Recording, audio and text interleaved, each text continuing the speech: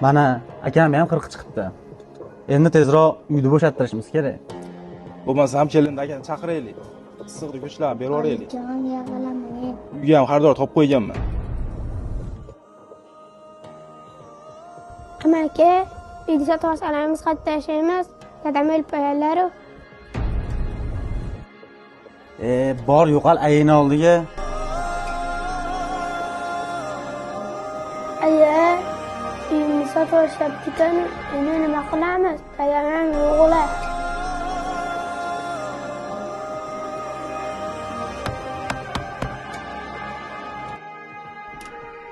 Assalomu alaykum.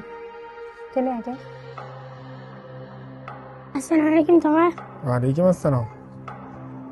Sen nima yig'lading? Tog'ajon, uyni sotib olishyapti. Endi qayerda yashaymiz? Aka uyni sotishmoqchi. Jiyanlaringiz bilan ko'chada qoldi. Aka, uyni bir 80 minglarga olsa kerak. Ha, 80 mingga oladi. Narx xaridorim bor. 40 dan bo'lishib olamiz. Kakras mashinani almashtirmoqchi edim. Malibu bosib olamiz endi. Dadasi, sizni mashinangiz bor, menga ham bitta Gentra olib berasiz-a? Ha, bo'ldi. Bitta Gentra ekanini olamiz.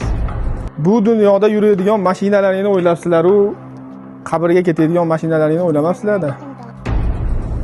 Bu dunyoda shu norasida yetimlarda ko'chada qolishini o'ylabsizlar-u, oxiratda akangizga qanaqa javob berishni o'ylamabsizlar-da.